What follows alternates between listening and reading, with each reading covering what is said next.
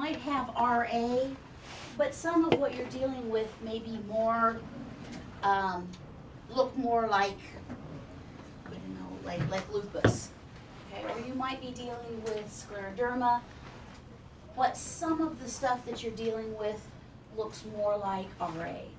So these are not always distinct diseases. As a matter of fact, my brother's diagnosis is specifically autoimmune disease of unknown etiology. In other words, he's got autoimmune disease, but it doesn't fall into any of the categories. And he's not the only one. He's a whole part of a study group. There's like a bazillion of them. They don't have any of the traditional markers. They can't be diagnosed with any particular autoimmune disease. So they just sort of have that autoimmune, not otherwise specified. Okay, so while we've split these down into some fairly distinct categories, you have to remember there's a lot of overlap. Somebody who starts with one may develop another one. Some people have them and then they go away and then they come back. Basically what this is simply our immune system run amok. We all have those HLA antigens, those MHC presenters that present our normal healthy cells to the immune system. With which class of MHC? You say the That's the first class. We have those HLA antigens, those MHC presented antigens that tell us that the cell is healthy. So Which class was that? Yeah, Class that's one. class one. Class 1. Okay. So it tells us our cells are healthy. Well, what happens is that somehow the cell itself isn't quite right, or our immune system doesn't recognize the fact that it is normal. So our immune system, instead of attacking foreign invading cells, looks at our nice healthy body cells and goes, "Whoa, what's that?" and wages war on them. Needless to say, this is not healthy. Okay, if your body starts killing off its own tissue, you're going to have some problems, aren't you? So for some reason, the body's unable to distinguish self or perfectly normal healthy cells from non-self. It may be due to genetic or environmental factors. There are many theories for this loss of self-tolerance. Basically, all of them are equally valid. And I have to go back to my...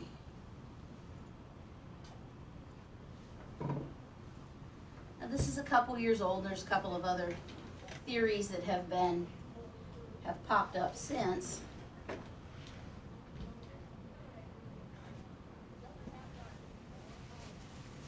And these are super basic on how these work, but, oh, I don't have it in this one, sorry. A couple of the theories that perhaps damage occurs somehow, either through a disease state or through some other form of sensitization, and that disease state might be a cold.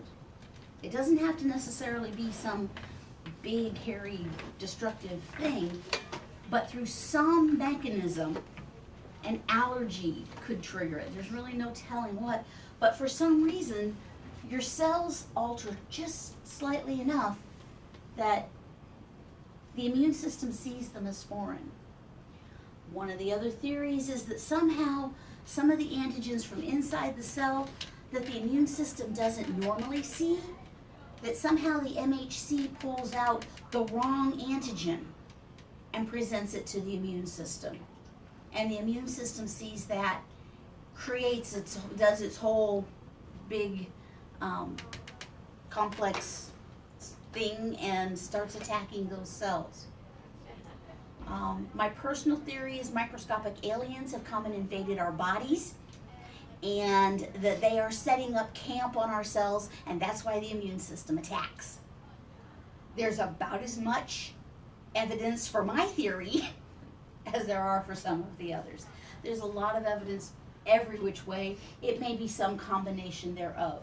There's not anything, at least as far as I know, as of 5 years ago, that has any definitive proof of what's going on. And like I said, it may be in one person it was a disease that came up, in another person it was some genetic abnormality, and in another person it was just, oops, I put the wrong thing out there, didn't I? Okay, so they don't really know what causes it. But whatever the cause, it is not healthy.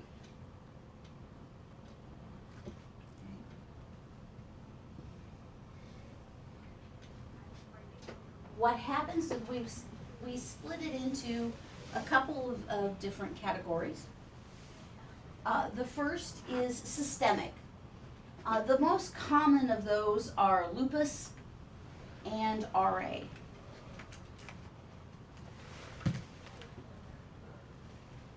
Systemic lupus erythematosus is basically where your body sort of starts fighting a little of everything. And if this doesn't go into as much detail as I'd like, I'll do more on it tomorrow. Rheumatoid arthritis.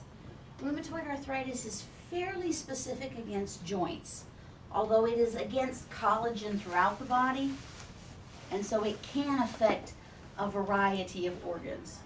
Okay? But most specifically, we see it in the joints.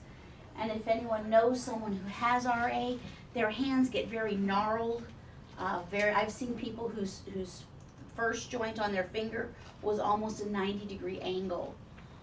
They develop large nodules. Their knuckles just get huge from the swelling and the damage that's done to them. And it does get to the point where it is physically crippling, where they just literally cannot use their hands almost at all. It does also affect knees, hips, the spine. Organ-specific ones, and yes, you are going to have to know which organ each of these diseases is against. Looks like a nice matching question to me. Okay. Or maybe a fill-in-the-blank question. I don't know. I haven't decided yet. So Hashimoto's and Graves' disease are both thyroid. These are fairly common. There is research and some diabetes, insulin-dependent diabetes mellitus, and I have to do more research on this. I don't know that all of it is, but some of it is triggered when the body starts fighting the beta cells in the pancreas. If your pancreas doesn't secrete insulin, you got a problem. MS, multiple sclerosis. We ought to have Barb come in here and give us a talk on that one. Myasthenia gravis. Both multiple sclerosis and myasthenia affect the central nervous system.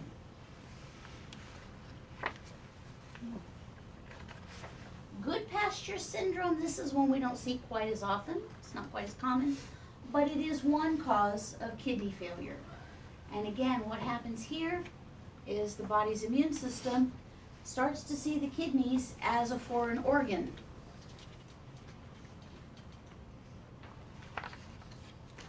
And it starts to attack it as if it was a transplant. Even though you haven't had a transplant, it starts to attack it and it starts to destroy it.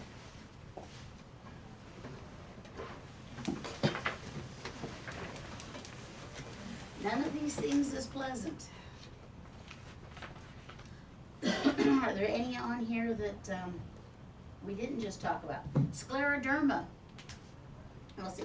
Pernicious anemia. Oh no, it's hematology. It's back to haunt us. The gastric parietal cells.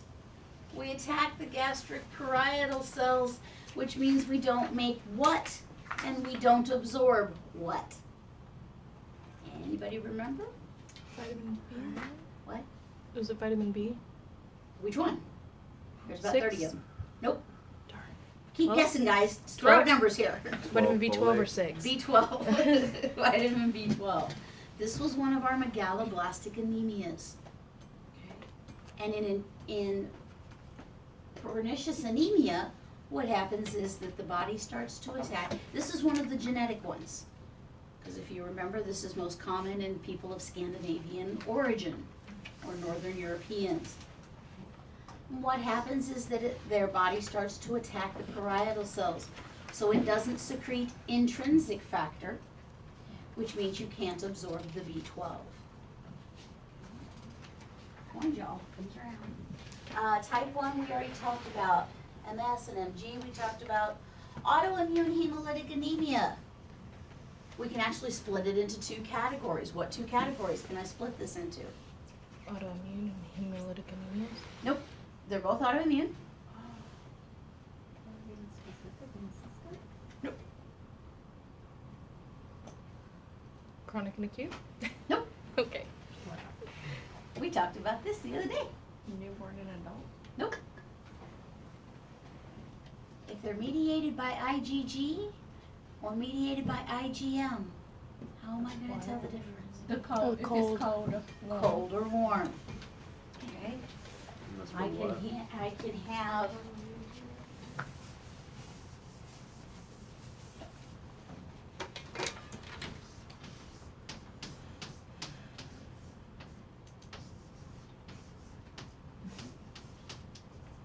can have kaha or waha. Cold autoimmune hemolytic anemia or warm autoimmune hemolytic anemia. Which one's worse? Warm. No idea. Hemolyzes when your body gets. Well, at least you're honest, Chris. Cold, warm, you both, neither. Actually, the warm is worse. With cold, we can at least find you compatible blood. With warm, you basically have anti-red cell antibodies. So they're against all, it's not like we can, a lot of time it will have an anti-little e specificity, and I'll let Barb get into that more with you, but I've mentioned it, so impress her, write that down and impress her when she starts talking about it. Have an anti-little e, so when she starts talking about little e, is that the one that's warm autoimmune? Make her happy. When you talked in COAG about ITP, idiopathic thrombocytopenic purpura. Okay. What's the other one that's kind of like idiopathic? HED. TTP. What's TTP?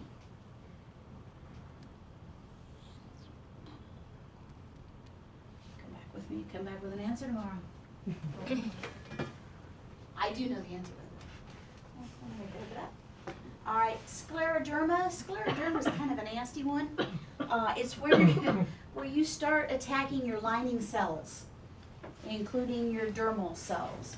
So you'll start necrosing out and attacking your skin. It also attacks the gut lining, the lining of the lungs, and the tubules in the kidney. So to put it very mildly, it's not a good thing. Okay. And lupus, well, it just kind of attacks everything. And it doesn't attack everything in everybody.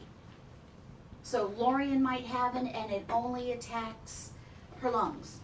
And Tashawn might have it and it only attacks her ankles and her knees. Patricia might have it and it only attacks her eyes. So it's not real specific, which is why they call it systemic. Or Alicia could have it and it attacks everything. So it can vary significantly in its severity. Lupus is the first one we'll talk about. And it's SLE or systemic lupus erythematosus, but 90% of the time when you read it or you talk about it in the literature, you're going to just hear it called lupus. And when we tell a patient that they have it, they usually just refer to it as lupus. It generally affects young women. And I don't know the whys on a lot of this, I'll tell you if I do, but it is normally diagnosed between ages 20 and 40. It's a chronic inflammatory disease, and this one can come and go. You can get it to go into remission quite frequently, and sometimes you can get it to go into remission for long periods of time. It never really goes away. And knowing what you know about the immune system, oh no, we have to think. Knowing what you know about the immune system, why does it never really go away? Because the Memory IgM cells. has the memory of it. The memory cells, because your body has a memory of it. So we can suppress the immune system and push it down into the background so that it stops attacking. But that memory cell is out there. So as soon as you get run down, again, it could be something as simple as a cold. Anytime your immune system is compromised in any way, it can fly back up. I know one person who had a remission of almost 10 years. And when it came back, it almost killed her, literally in a week. They got it back into remission, and she hasn't seen it in 3 years.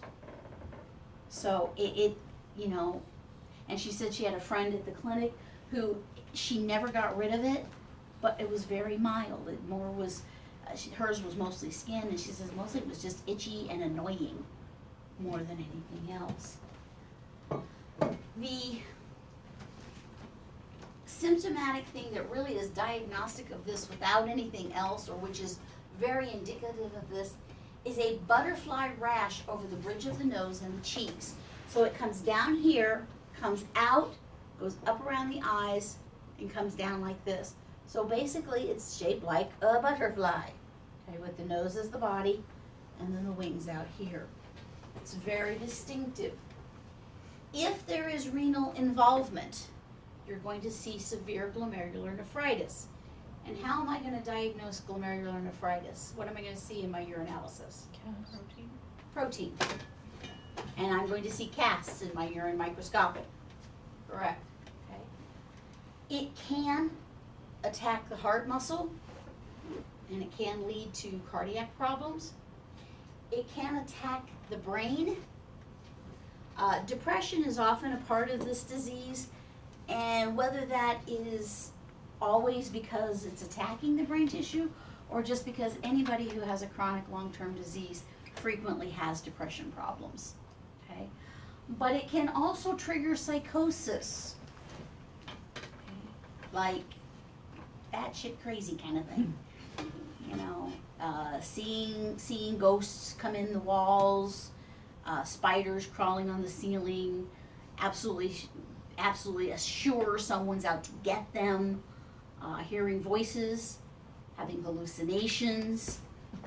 It can be quite scary. Yes? Does this aggravate predisposal to other psychoses like schizophrenia and? I don't think there's been enough research to give any kind of definitive answer on that. I would think so, just because, you know, it's bad enough to try and fight off one thing, let alone have something extra. We can see hematologic abnormalities. The red cells can be affected. It can cause a slight hemolytic anemia. It can just simply cause malformation, poikilocytosis. One of the things that we do see a lot of time is photosensitivity. Cannot stand the UV light at all. Pretty much have to almost zinc oxide to go out in the sun. You know, SPF 9 billion. You know, that they cannot stand sun at all. It literally, they get a sunburn even just, you know, walking to the mailbox. So they have to pretty much cover up hands, head, everything. No exposure to the sun whatsoever. In order to diagnose it with lupus, you have to have at least 4 criteria. And our diagnostic test for this is going to be an anti-DNA antibody, which I'm assuming is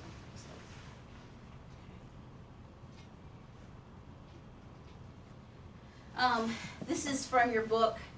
If you look on page 398, there's a list of what percentage of things get affected. It goes mouth and nose ulcers, only 12%, seizures are about 15%, and achy joints and arthralgia in about 95% of patients. Okay, so it presents in a variety of ways. What do I look for in the lab? Those are what I look for when I'm talking about clinical symptoms. what am I looking for in the lab? I'm looking first of all for hypergammaglobulinemia. Any of these immune disease states are going to give me elevated antibodies. Okay, because the antibodies are active. Not necessarily, it's not going to be along the lines that a multiple myeloma is. You're not going to have that quantity of them, but you are going to see an increased gamma globulin. We're going to see a decreased serum complement.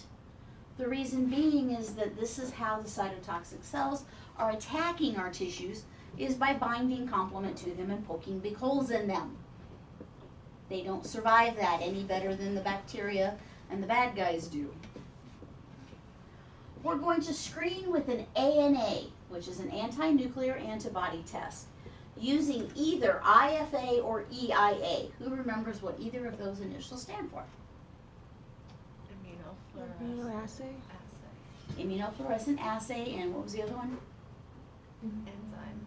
Enzyme immunoassay.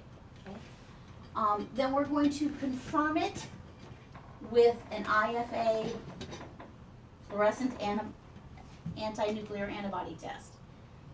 The confirmation test is double-stranded DNA. So the antibody that is produced in systemic lupus erythematosus is anti-human DNA. So you basically are going to attack anything that has your DNA in it, which is why it's systemic. Why would you not jump straight to the double-stranded DNA? Expensive. Money, money, money. EIA is a lot, I can do an ANA a lot cheaper. So We're- it's just like a kit, just like anything else. We evaluated one that was just an agglutination. I got to use it for years because we had ordered kits to try. It sucked. It didn't give us very good results at all. And the thing is, only, 80% of patients who have this actually have the antibody. So not everybody who has the antibody, or not everybody who has the disease has the antibody. Now, everybody who has the antibody has the disease, but it isn't necessarily the other way around. When we're doing our double-stranded DNA, and Jean actually has slides that she's going to show you one day this week while we're doing something else. She's going to pull you a couple at a time into the next room and look at them. But what we do is we have a cute little guy named Crithidia, and he has a double-stranded DNA that is all wrapped up into a nice little ball called a kinetoplast, which makes it nice and easy when you're trying to read it. It gives you this big, fat, round, glowy ball. Yay, that's easy to look at. Okay, and that's what we're going to look at. LE cell is a antiquated test. Why do we even tell you about it? Because doctors still order the damn thing. Oh, God, they're dying off now, but they're retiring. But we still get orders for it once in a while. We just automatically turn it to an ANA. We don't even give them an option. We don't call them back and say yes. But what you actually did was you would take and you would put neutrophils into a solution along with patient cells, and you would look to see if the neutrophils gobbled up the patient cells or engulfed them. Because what would happen is if you have lupus, your cells are coated with antibody. And so if we put the neutrophils in there, it would engulf those coated cells. It wasn't a great test, but it's all we had at the time. So better than nothing, right? Do you have a question?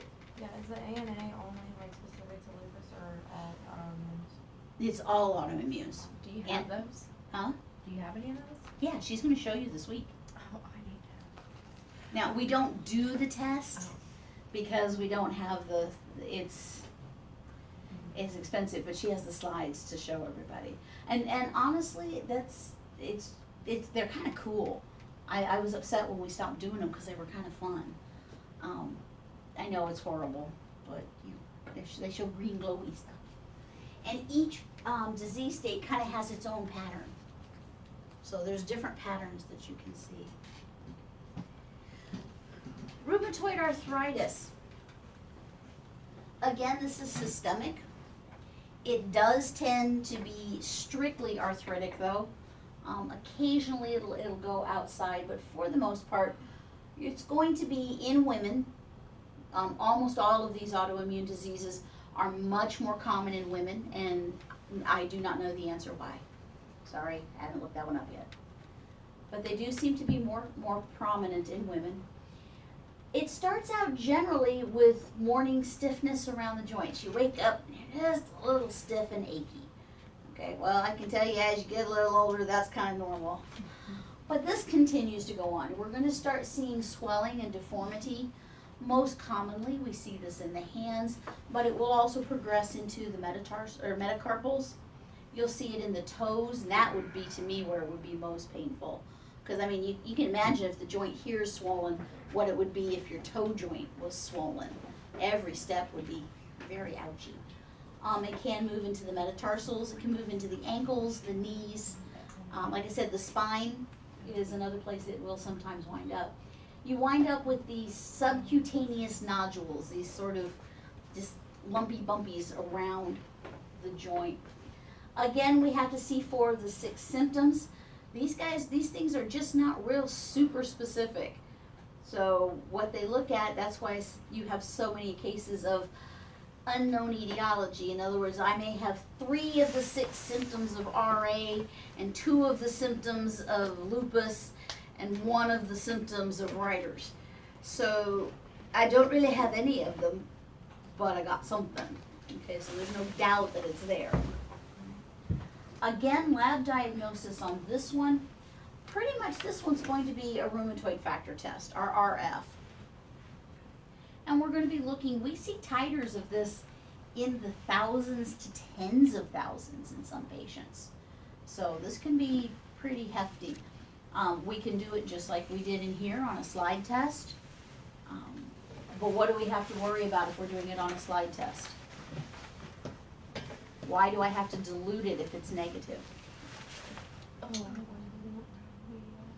Because of what? Prozone. Because of prozone. Okay. A lot of these, again, are now done on an analyzer just because the push is to try and get as much to the analyzers as possible. We can do an anti-CCP2, and it's citrulated ceruloplasmin protein. Yeah, peptide. Sorry, peptide. Anti-nuclear antibodies. There's not a specific one for RA. It can often have a variety of patterns. We're going to treat it, and we're going to treat lupus the same. We're going to treat it primarily with anti-inflammatory drugs. We're going to treat it symptomatically at first. We want to just try and make the patients as comfortable as possible. They're going to try and encourage lifestyle changes. In other words, lose weight, be more mobile, be more active. The more mobile you are, the more active you are, the better your joints can handle it when there's a problem. We will move on to methotrexate, although it is either ineffective or becomes ineffective in a large number of cases. We've been using it for a lot of years, so unfortunately, not everybody still responds to it. The biggest thing is steroids, corticosteroids, especially prednisone. Pretty much they're going to be on steroids on and off forever. Or biological blocking agents. Again, we've had some success with those, but it's almost like HIV in its cocktail. Every patient responds a little differently to their sort of combination of drugs, and it really is, okay, well, we're going to try this. Okay, no, that didn't work. Okay, well, now let's try this. Well, how about this one? Let's try this one. Okay, and a lot of the things that you see, Humira and, I don't know, what even are some of the other ones that are out there? There's a bunch of them that you see advertised on television. They're the latest bioactive blocking agents. And again, they'll work for a while, and they may work for one person perfectly, and they don't do diddly squat for somebody else. They're very expensive. Some of these treatments can be in the tens of $1,000s a piece. I don't remember what Humira is, but if I remember, I think it's like $25,000 a dose. So I mean, some of these are just totally ungodly. You mentioned that they encourage you to lose weight. Is weight a factor in an autoimmune disease, or is it just to reduce the pressure on the joints? As far as we know, because of course we don't really know what's causing the autoimmune disease, it's they're kind of a bi-pronged. The number one thing is just to reduce the stress on the joints. You know, if you weigh 100 pounds, there's a lot less stress on your joints than if you weigh 300 pounds. So it's just to that. But it's also, people who are obese tend to have inflammatory proteins present. So obesity is in and of itself an inflammatory condition. And we talked about prolonged inflammatory conditions can lead to complications. It's very possible this is one of those complications. I am not aware of, although they could very well be out there, I am not aware of any studies that have linked obesity to these autoimmune diseases. But again, like I said, I have not had time to do the research. I usually keep up, and I'm about 5 years behind in articles. I have a whole stack of articles, just haven't had time to read them. I bet the reason for women more than men is pregnancy and having a foreign body in you that triggers a lot of it. That is a very good possibility, and I know that there has been research done into it. But like I said, I think the thing is that autoimmune disease is not really a very specific thing. So it may be that that's one of the things. It may be kind of a pyramid of things that go together. And pregnancy may very well be one of those inducing things.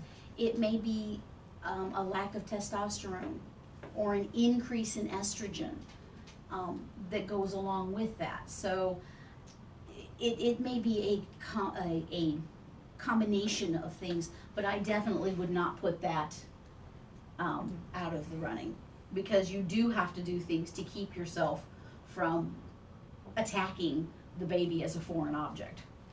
So, you know, our bodies do have something in there that has to regulate our immune system to keep us from killing the baby. So that is a very real possibility. And it may not be that you were pregnant, it's just that the female body has to have some sort of genetic way of adapting to that.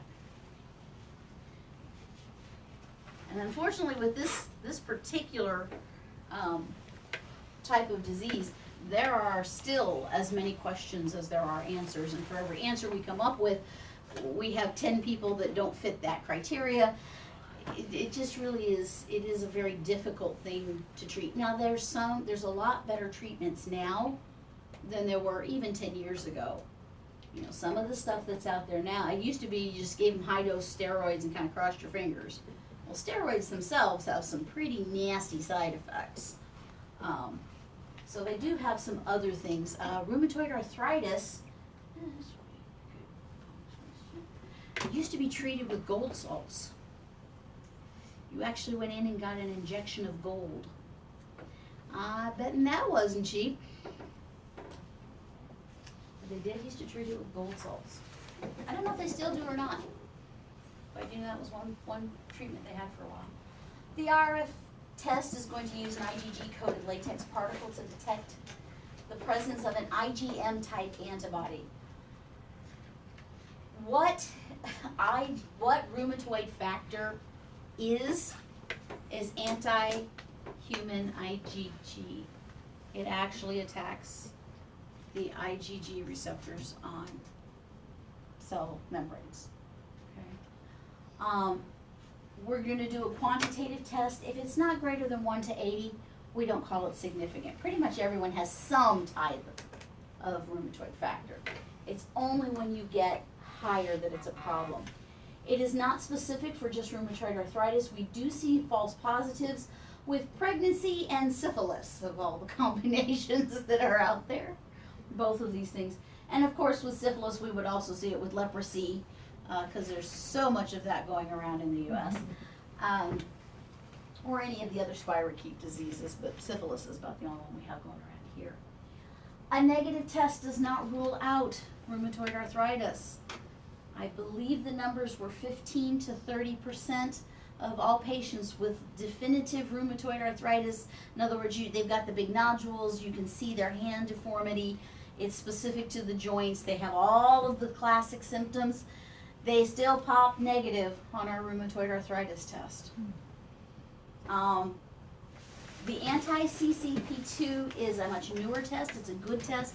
Less people pop negative on it that have it, so we get less false negatives. And about 40% don't have anti-nuclear antibodies, which is our diagnosing test for autoimmune diseases. Do you start to see a pattern as to why treating these things is definitively a problem? Diagnosing them. We're going to use C-reactive protein to follow the treatment to see how it's going. Why would I measure CRP as? How would that tell me? It's an inflammatory. Because it's an inflammatory, and if it's current, my CRP is going to be high. As soon as my treatment starts to work, my CRP is going to start dropping within 24 to 48 hours. So it's a really good monitor of, have I got this patient in balance? Am I doing okay? A lot of these patients are, my brother pops Vicodin like it's as baby aspirin. It does not affect him at all. I don't know how many of you have ever had Vicodin. I take one, I gotta lay on a couch and hold on so I don't float away. like literally. I can't do it.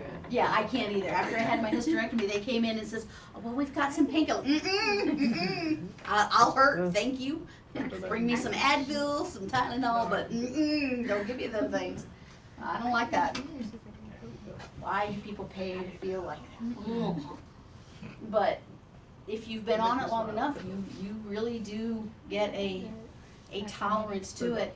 In fact, he told me the best treatment he ever had was before he had a doctor, and he was smoking weed. He said it worked better than pretty much anything else. And there is, yeah. They put it in creams. You can buy creams to put Yep. directly onto the joint. Yeah, he's definitively on the please legal medical marijuana, and it has less side effects. Now he wasn't getting it when it was legal. Yeah, he was growing it in. Yeah, but he didn't have a doctor, so I don't know. It is what it is. But there is a lot of look, and Darvocet worked great for him, and then they pulled it from the market, so he can't have it either. Other autoimmune diseases, systemic ones, we don't see these quite as often. Sjogren's syndrome, this one involves the parotid glands. We're going to get chronic polyarthritis. In other words, we're going to have arthritis all over the body. Dry eyes, mouth, and throat. And this one right here, Sjogren's, we're going to be looking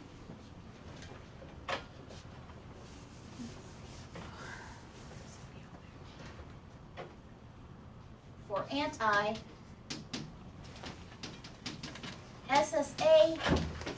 and SSB. That's the diagnostic test for Sjogren's disease. One of the advances we have made in autoimmunity is at least we can find the antibodies to diagnose the little suckers. So we're able to sort of narrow it down a little bit. And that does help because certain disease states mimic each other symptomatically, but don't respond to treatment the same way.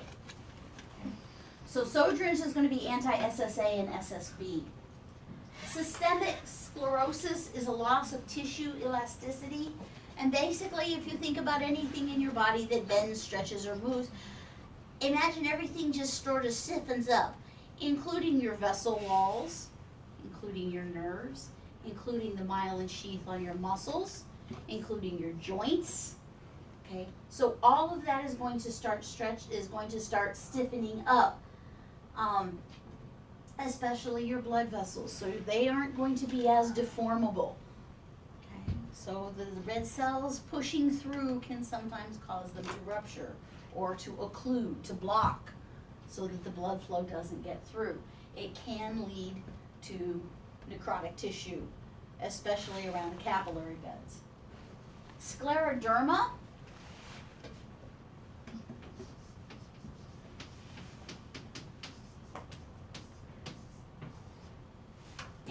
YSCL70 is the one that we're looking for here. It is a progressive fibrosis beginning with the skin and working its way inward. Okay, and what we talked about myelofibrosis, we talked about fibrotic bone marrow tissue. What happens in fibrosis? Clotting? A hardening, but why does it harden? Loss of elasticity. No, not loss of elasticity. Build up. A buildup of what? Protein? Not protein. Fibrinogen? Well, protein, but a specific protein, collagen. Okay, we get an increase. Basically, our normal stuff is replaced with a collagen or a fibrotic tissue. Okay. Crest syndrome is associated with scleroderma, and this one, when we're doing ANAs, this one's when we're doing ANAs, we're going to look for a centromere pattern. A centromere pattern at a titer of greater than 1 to 40, 1 to 80. Anyway, a centromere pattern, a high centromere pattern, is going to give me a diagnosis of Crest syndrome, which is scleroderma. It happens just like with Raynaud's syndrome, where when you're exposed to cold, you basically get frostbite. Okay. So in scleroderma, you're going to see necrotic tissue on the nose, you're going to see their ears, their fingers, their toes, anywhere that the blood vessels are near the surface like that, is going to progressively go into the organs and become worse and worse. I can't believe this is that cold. I know, everyone's looking at their fingers, maybe I ever know.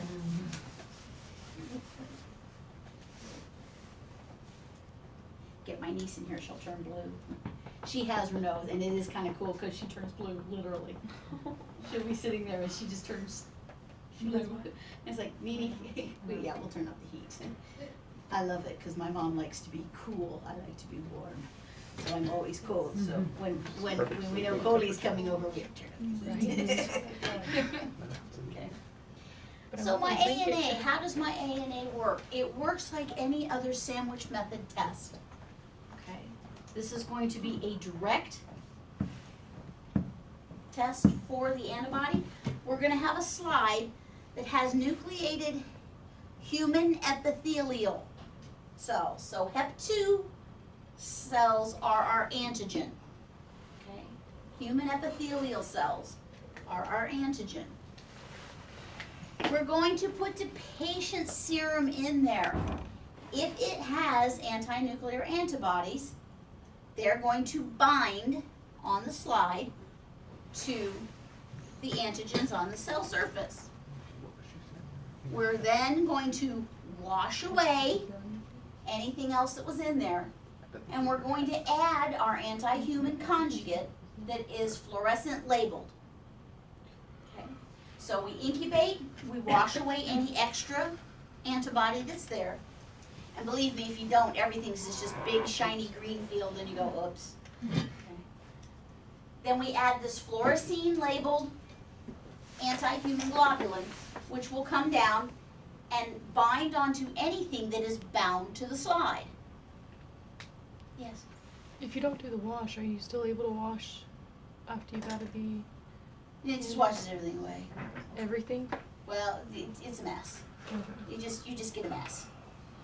Just have to redo. Yeah, your control slide will be, then you gotta start all over again. And this is not a quick procedure. You put the slide in, you put the antibody on it, there's time to go to breakfast. You come back and you wash it, and it has to wash for like 10 minutes. So we put it in a phosphate buffered saline in a little dish that has a stir bar in it, and just kind of let it sit there and wash. And then you tap it off, you put it down, and you add the fluorescein dye. You put the fluorescein dye on there, and there's time to go to lunch. It has to incubate, I believe, an hour, 45 minutes to an hour for each of those steps. Okay. Then we wash it again for 10 to 15 minutes. Okay. Then we put it under a fluorescent microscope. And that's why a lot of places don't do them, but somebody donated us a fluorescent microscope, and we're really happy because it's kind of cool. Okay. You may not ever do them again, but at least you'll have seen them. It's all green and fuzzy. A lot of times what we'll do is we'll screen with these, and this direct slide test works just fine as a screening method. It's a little expensive, but it's a lot more specific. Okay? And what did we talk about? We have to trade out when we're doing testing, when we're trying to decide what testing to do. What two traits of a test do we have to balance out? Sensitivity Specificity. and specificity. Yeah. Okay? And actually, that all balances with cost. Okay? So if I want to do a screening test, I need to find something that's very sensitive but cheap. If I want to do a confirmation test, I want something that's very specific but maybe a little more expensive. And in some cases, we're going to be able to find something there in the middle that's, much more specific. Okay, that's why I said, that's why I said when we evaluated that ANA latex agglutination test, we had about a 30% correlation. We missed almost 50% of our positive patients on that screening test. Well, that's nice, but you can't miss that many patients.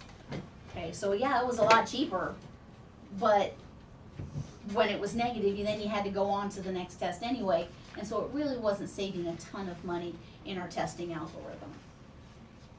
The EIA method, you have to have a titer greater than 1 to 40. Again, everybody has some of these anti-nuclear antibodies running around, and the older you get, the more you have. It's just normal. Okay, so unless you have a titer of 1 to 40, we don't really worry. Then we move on to the IFA method. This gives me a pattern and a dilution. If the dilution or the titer is greater than 1 to 80, we can send out a confirmatory test to get the exact antibody. With complement fixation, a lot of our newer test methodologies, we're not doing so many of these screening tests because the cost on our confirmation tests has come down to a point where it's actually worth it to go ahead and just run the confirmation test directly.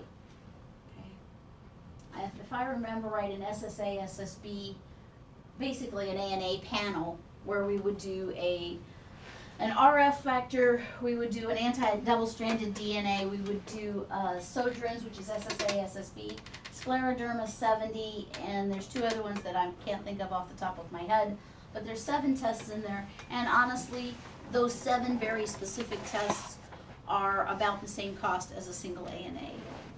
So, again, it's just a matter of what is the best test algorithm. There's a lot of people out there, that's their whole job, is figuring out what test do I run in what order to make this the most cost efficient. Yes. The ANA, is that what's drawn in the pink tube and essentially is a blood typing? No, No. not at all. Nope, it's drawn in a serum tube and we perform it on serum. We take the serum and incubate it with the patient cell, or with the slide with the Hep2 cells on it. Homogeneous. These are the different patterns. In a homogeneous pattern, the whole nucleus is fluorescing. It's bright green. It says, hello. It shines at you. It looks like little fried eggs. All sunshiny. I know. We're all happy about it, and it's really not a good thing for the patient. In a rim pattern, the outer edge of the nucleus is fluorescent, and I can't for the life of me remember which one that's associated with. Okay. This one is almost always RA and lupus. And remember I said almost, because there's exceptions to every rule. Like I said, I do not honestly remember which one the rim pattern is associated with. You said homogeneous is lupus? Usually lupus or RA. Okay. But again, remember there's exceptions. The speckled pattern is most commonly, it's the most common, and we see it with a lot of other things. Okay? And in that one we see lots of dots of fluorescence around the nucleus. The nucleolar, that's where you're going to see those nucleoli. Like when we saw blasts in hematology, you remember the kind of little round circles that we would see in our blast cells? Okay. Those are present in a lot of mature cells outside of the hematologic lines. Okay. So you would see these nucleoli, just those little nucleoli areas fluorescing. The centromere, that's where, you know, when a body or when a cell mitoses, it separates the DNA and the little chromosomes all go out to the edges and then they all line up. Remember that line up part? Okay, where they attach to a spindle? Well, in centromere pattern, the only thing that shines is the little lined up ones. So it's like little squigglies. This one is most common with scleroderma. This is what a Hep2 slide looks like. It's a little oranger on the picture than I would want to see under my scope. But this is the nucleus. Okay? And in the homogeneous pattern, you see this nucleus, nice, bright, and shiny. Okay? Here, we see a peripheral or a rim pattern. I don't know that in over a decade of doing these that I ever saw a rim pattern. That's not one that you just see real commonly. These are fuzzy, but this is the nucleolar pattern. Okay, if this were a blast type cell, remember you'd see just one or two of them. So you see these big globs. I like this guy. You see these big globs. Okay, the speckled pattern, which is associated with a ton of things. Okay, it looks like the nucleus is just speckled. Various assorted pieces of it are glowing. This is a centromere pattern. You have to have been doing these for a while. A centromere pattern also has a speckled pattern that goes with it. Notice most of these cells are just speckled. The only ones that are going to fluoresce is when you've got those lovely little guys lined up. And if you look really closely at this, you can see how they're lined up. You can actually see where they line up. There's also a pattern called a spindle, where the only thing that fluoresces is that little spindle that is attached to either side in this phase.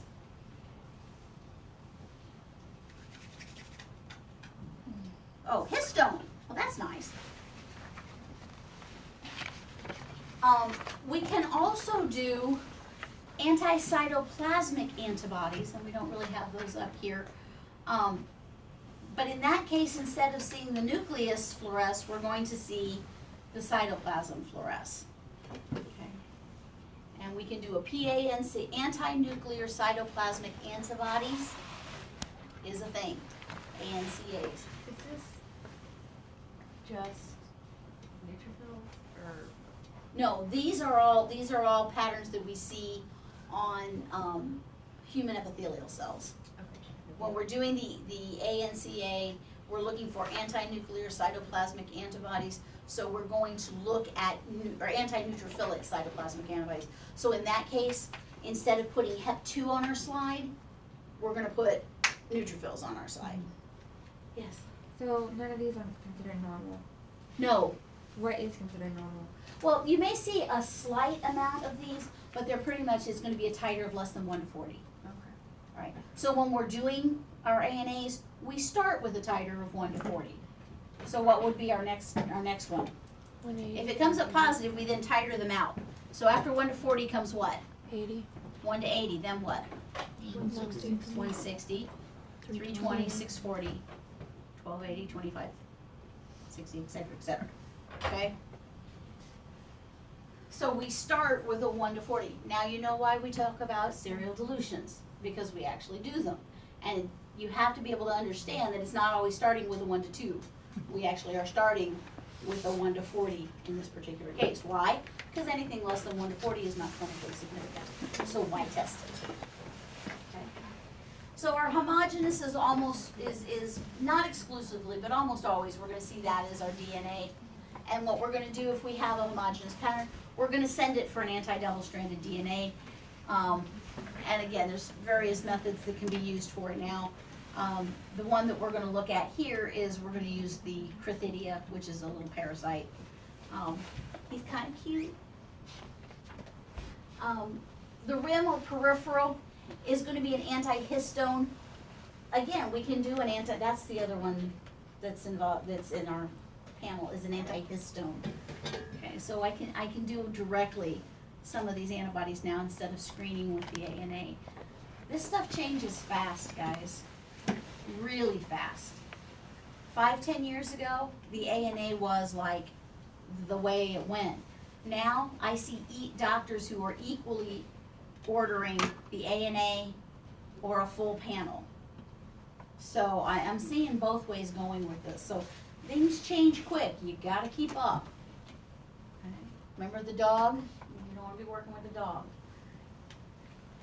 Speckle, a lot of times this is gonna be an anti-SM, and anti-SM is smooth muscle. An anti-SM is an anti-smooth muscle antibody. Excuse me, remember lupus affects multiple organs. What do we know about livers, stomachs, lungs? Do they have stretchy muscle or do they have smooth muscle? Smooth. So anything that has smooth muscle, such as your brain, such as your stomach, such as your intestine, all of those are open and often attacked by our lupus. So our anti-smooth muscle antibody is there. But the diagnostic antibody for lupus is that double-stranded DNA. We're going to see a finely speckled, in other words, it's going to have little speckles. It's going to be more sandy. We're going to see that associated with SSB or SSA or SSB, and that's Sjogren's. The nucleolar is pretty much systemic sclerosis. And again, I think I've maybe seen that once or twice. It's not a real common one. And the centromere is associated with anti-SCL70, which is systemic sclerosis or more commonly scleroderma. Are you going to have to remember which of these antibodies are associated with which of these patterns and which of these diseases? Yes. Yes. Because while we may not do this testing a lot of times the doctors are going to order a panel, and if they order, 5 tests you can read and one that's a scribble. What is this thing? It's a, could be, but, so maybe I can look at what else they're ordering and go, okay, well, they've ordered all these anti-nuclear antibodies. I can see that says Sjogren's. Yeah, I can see that. Yeah, that is, okay. And seriously, those things happen, like a lot. The doctor who ordered, my favorite one ever, they brought it back to us and we're all looking at it.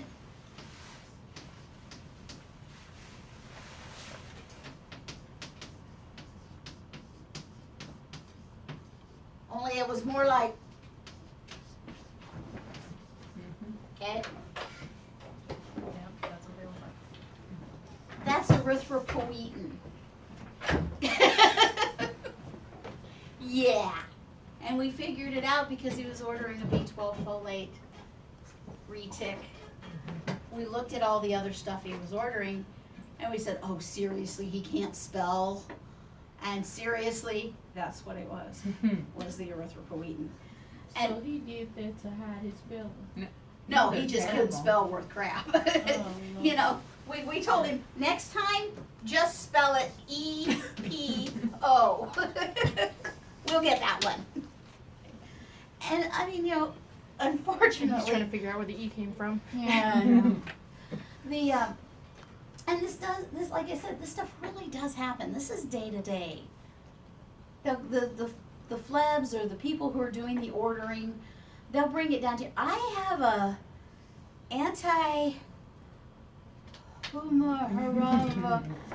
I don't know. Send me a copy. And on the day shift, they're like, well, just call the doctor's office. Guys, when it's coming in on my shift, the doctor's office is long since closed. And we try not to send the patients away if we don't have to.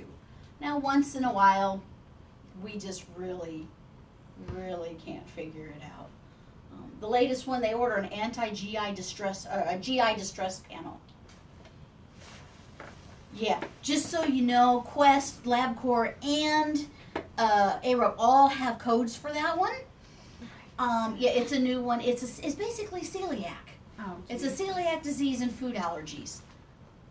Well, that's nice and happy hunky-dory, but we didn't know that. So, yeah, we lucked out because we drew an SST tube for the celiac because we were pretty sure that was part of it.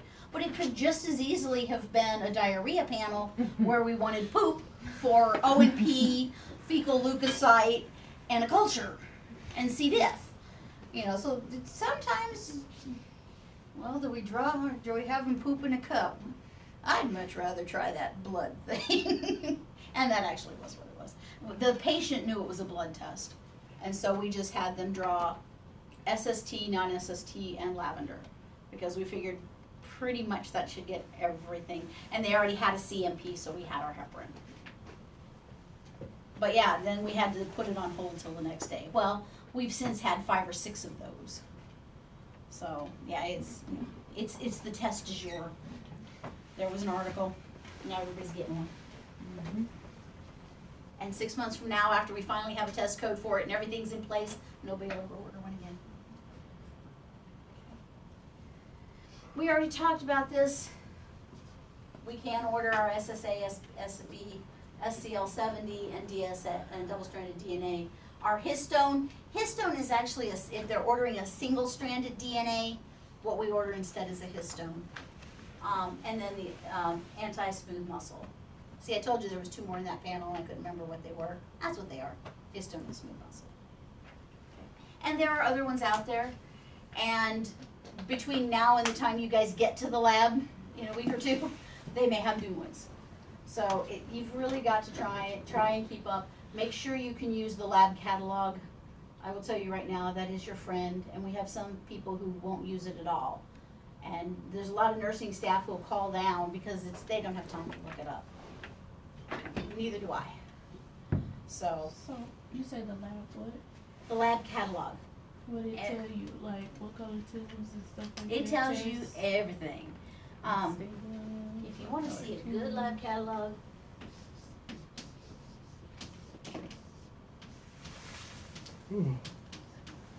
this is a cool one, because if you ever want to look up a test, it not only and please, there's lots of other ones out there. I am not advocating using this one.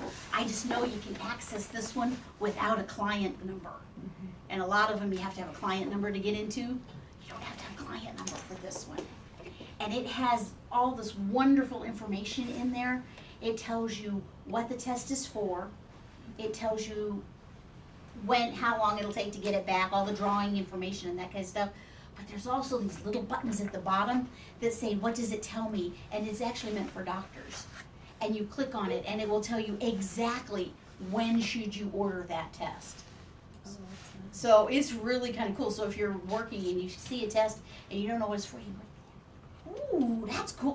Ooh, look at that. And then it refers you. So, I mean, it's really good information. But you got to know how to read it and you got to know what you're looking at. But yeah, and a lot of them will tell you, this is an old crappy test that nobody does anymore, but old farts won't stop ordering it. That's what Separate says. Okay. I'm not going to ask you to know this entire chart, just what was on the previous slide, this one back here. Okay, this is what you'll be tested on. Okay. Common diseases. 70% of systemic lupus patients have anti-double-stranded DNA. So the presence of double-stranded DNA diagnoses you with lupus. The absence of double-stranded DNA does not rule out lupus. Anti-smooth muscle, again, about 30% of patients have it. So if we test both of these, we're going to catch probably 80 to 85% of patients with lupus. There's still going to be a 10 to 15% margin of patients that just don't test positive for us. either their titers don't get high enough, or they're making some other kind of wonky, just one-off type antibody. But for some reason, we do get about a 10 to 15% population of patients who have the butterfly rash and all the symptoms, and there's no doubt in anybody's mind that they've got lupus, but they just will not come positive on that test no matter what. And even when they're having a nasty, massive flare-up, you'd think, oh, the titer get up. No, they still test negative. Anti-SCL70, and again, this is all the stuff that's just was on that last slide too. Systemic sclerosis and scleroderma is going to be our SCL, and I mean SCL, sclerosis and scleroderma. Seriously, boys and girls, if you couldn't ask for a better one. Our Sjögren's, why it's SSA and SSB, I don't know. The big thing here that we look at, this is, like I said, our antihistone is what we do instead of a single-stranded DNA, because this is an anti-DNA type antibody. But what we see is that in true lupus, we have that double-stranded DNA.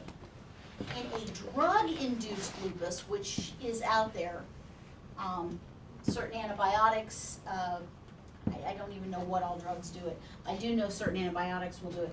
But you get an antihistone or a single-stranded DNA antibody. And generally, if you stop giving them the medication, it will go away. There's somebody at the door.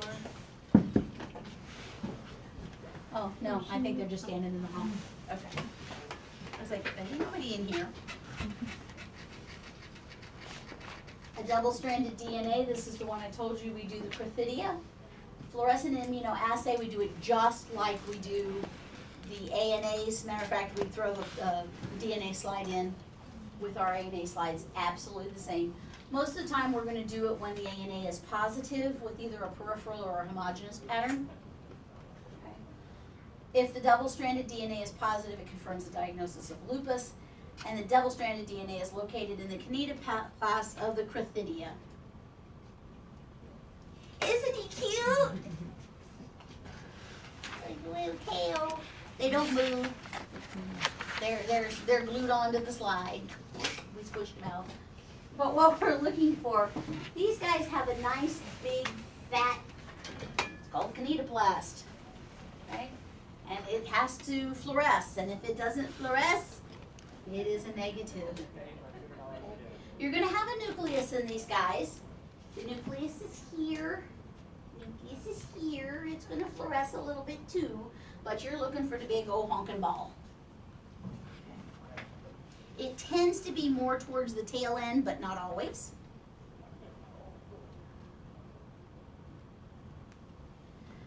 Okay, a couple of organ-specific ones. Hashimoto's thyroiditis. Clinical signs, again, generally we're looking here at a middle-aged woman. You're going to see a goiter. What's a goiter? Not here. Here. Okay. Women get an Adam's apple. Women should not have an Adam's apple. If Chris raises his neck, you can see you have a little Adam's apple here. If the rest of you raise your neck, you should not have a little Adam's apple here. Okay, it's just, you do. It's just normal. You're fine. You're just a boy, sorry. Nothing we can do to fix it. Oh, well, actually there is, but we're not gonna go that direction. You're gonna see dry skin, you're gonna see weight gain, dry, brittle hair, a variety of different things. The thing to remember about Hashimoto's is it is hypothyroidism, so your thyroid isn't working well. It's a low thyroid. What happens here? Antibodies destroy thyroglobulin.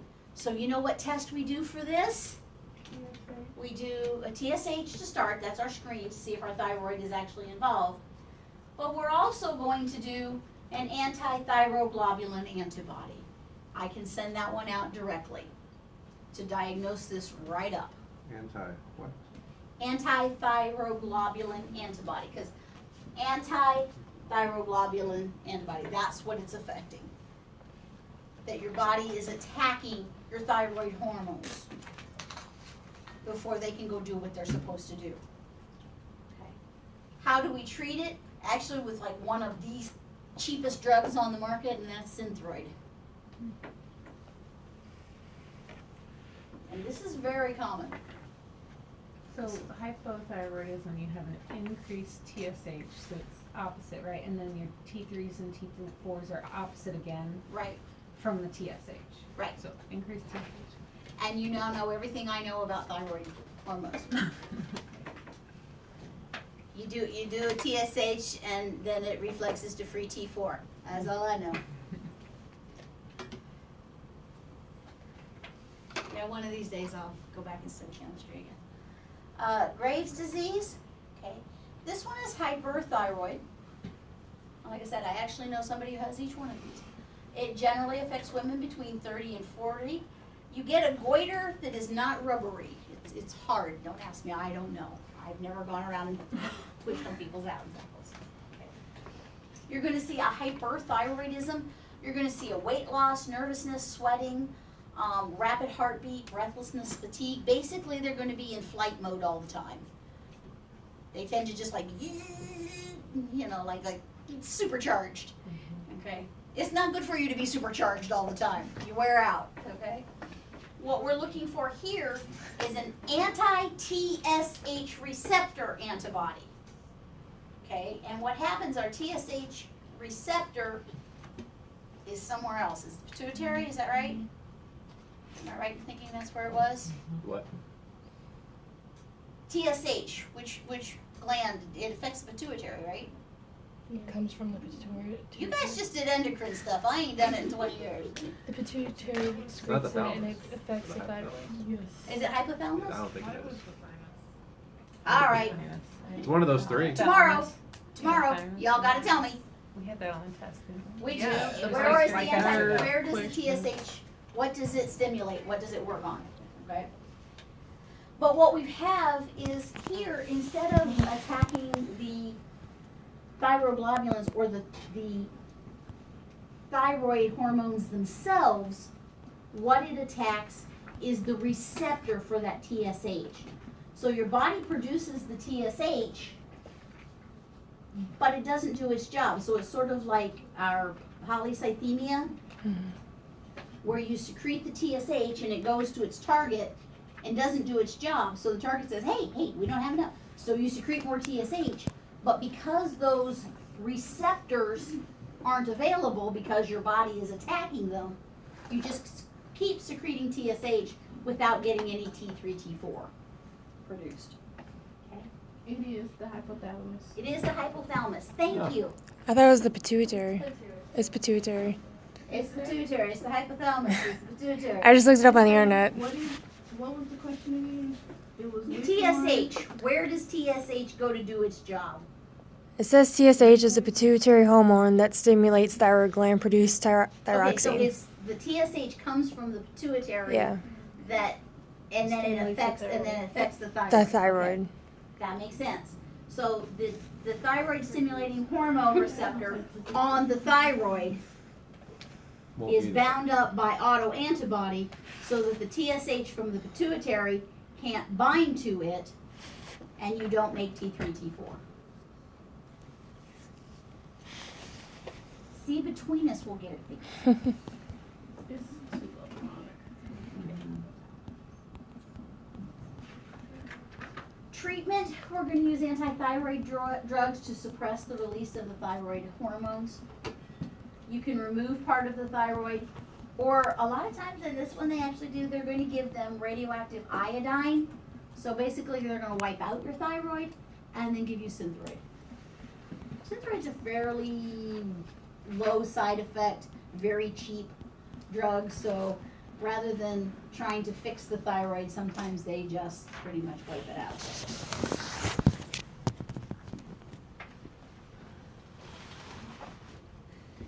Other organ-specific autoimmune diseases. Type 1 diabetes mellitus. Basically, something in the environment destroys the islets of Langerhans, which is where we produce insulin. So in the beta cells, those little islands that squish out the insulin, something attacks them. In our and like I said, I'm not 100% sure whether they think this is what it always is, or if autoimmune is one of the causes of diabetes mellitus. I'm very honest about when I don't know stuff. Okay. But I do know there is an autoimmune section. It would be type 1. Type 2 is not the autoimmune. Okay. Type 2 is basically an inflammatory condition that is messing with your pancreas, which is why people who have other disease states or people who are obese, who are in a permanent inflammatory condition, that's why it's more common in patients who are obese and who have other disease states. Multiple sclerosis, we actually get lesions in the brain or the spinal cord that destroy the myelin, so that you can't really feel, your nerves don't respond the way they're supposed to. Genetic and environmental causes can cause this. Basically, the test we're going to do for this, we're going to look for oligoclonal banding, and we're going to see that in a serum protein electrophoresis of spinal fluid. And we will see this sent out periodically. Okay. So if they call down and they want oligoclonal banding, it has to be on spinal fluid, but you also have to send serum along with it because they compare the two. They compare the serum protein electrophoresis and the spinal fluid protein electrophoresis. Okay. This one has systemic effects, everything from shaking, unsteadiness. Many people with multiple sclerosis do wind up in a wheelchair. It can start to affect your vision so that you can't see. Those are the big ones that I know of, but it can affect pretty much everything. Myasthenia gravis affects the neuromuscular junction, causing a weakness and fatigue of skeletal muscle. A lot of times it will accompany other autoimmune diseases. This one as a primary is not that common, but as a secondary or a symptom of another one, it can come up. It is linked to certain HLA antigens, and I don't know which one it is. The only one I know is HLA-B27 is associated with ankylosing spondylitis. And I know that because I have it. No, I have the antigen, I don't have the disease.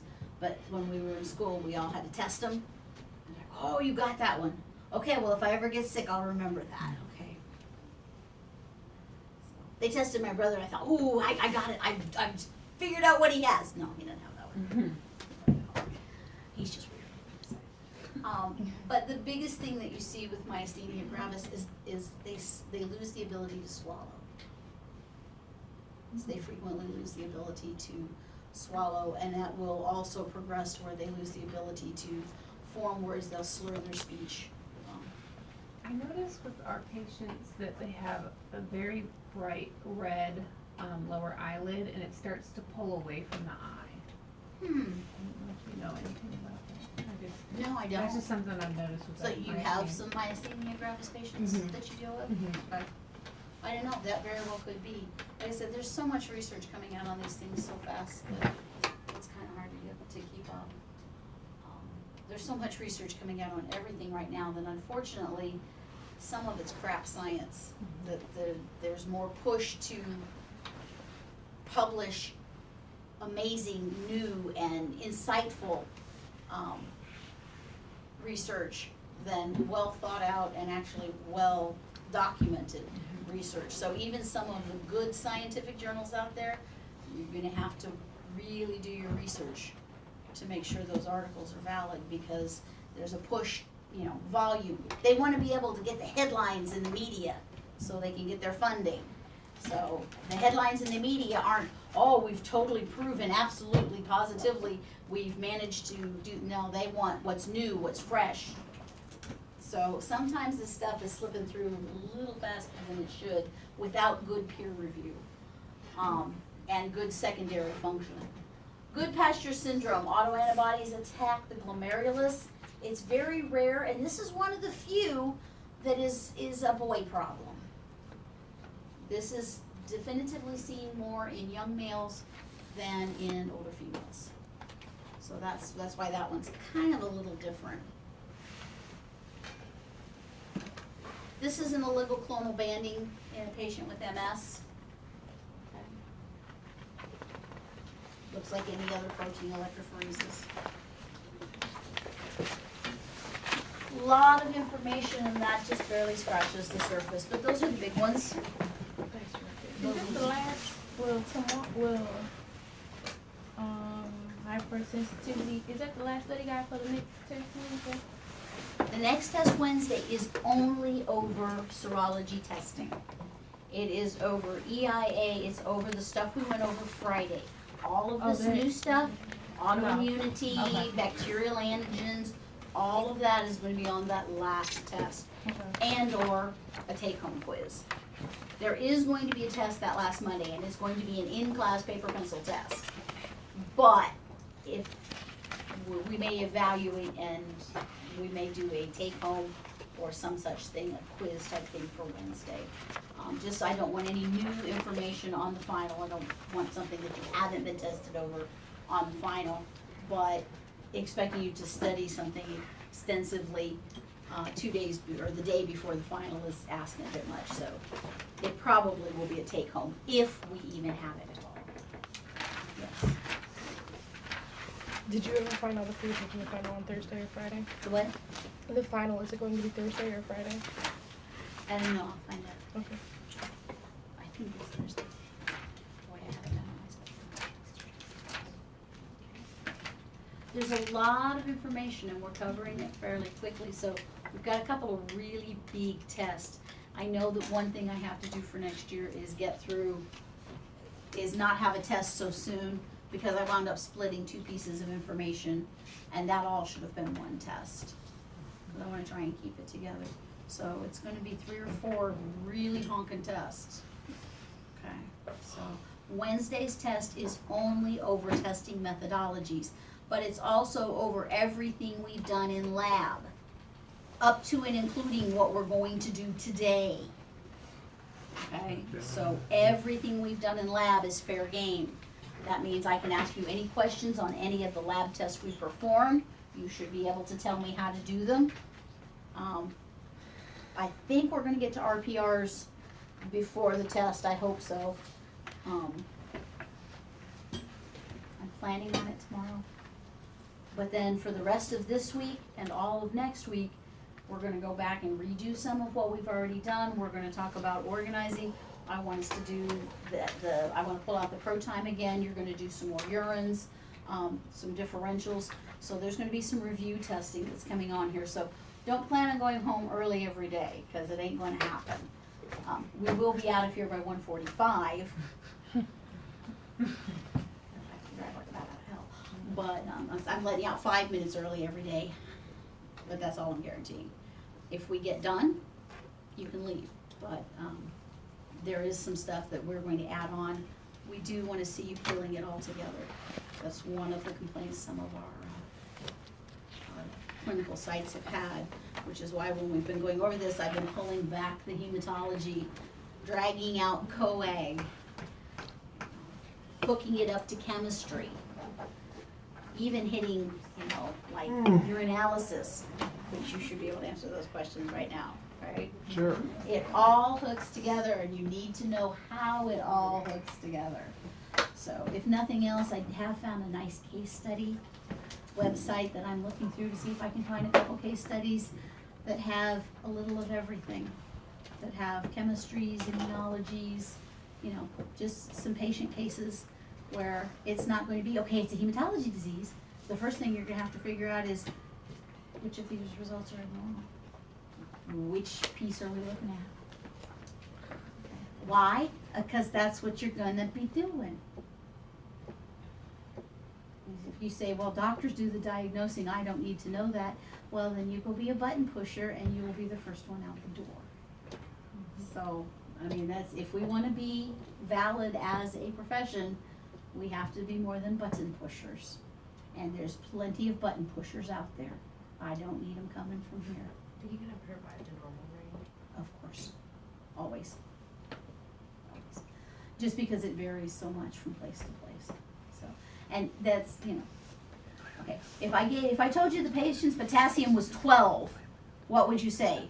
He's dead. Yeah, I liked her response. It's like, The eyes got wide, yeah. yeah, really Is, stopped it, looking at is he it. still alive? She just showed Okay. the micro thing. She was like, So if the "And I had patient's the same potassium expression was on my- 12, and what am I looking at probably? Necrotic flush.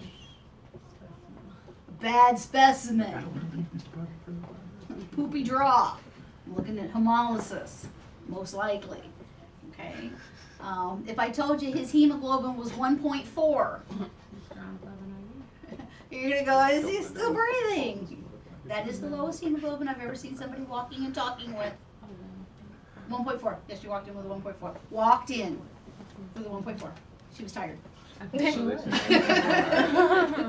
they said he had to do some more, right? I'm like, Yep. cool. Fact is, I think I'm gonna work her up as a case study because she's a honking good one, but we're not gonna have her till after blood bank, cause then we had a transfusion reaction on top of it. Just talk about all kinds of grins and Jones did giggles. that, or- So, Oh, God. and it was a Lewis A, which doesn't cause transfusion reactions.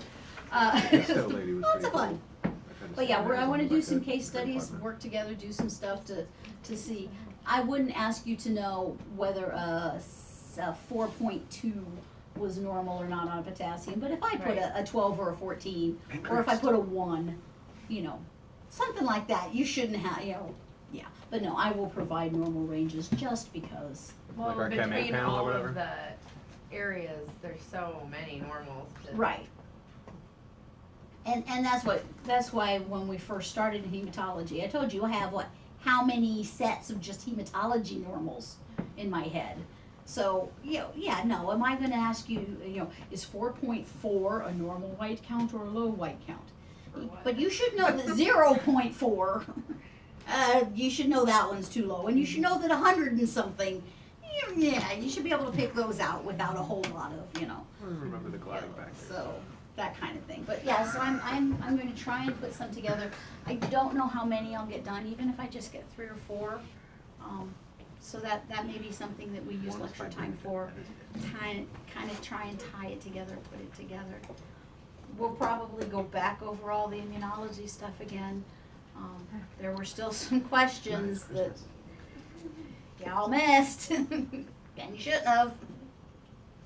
So, all right, any questions? We're gonna meet back here 12:30. 12:15. I gotta get it at 1:45. No late. I want you. Let's put it this way. I want you in here ready to go by 12.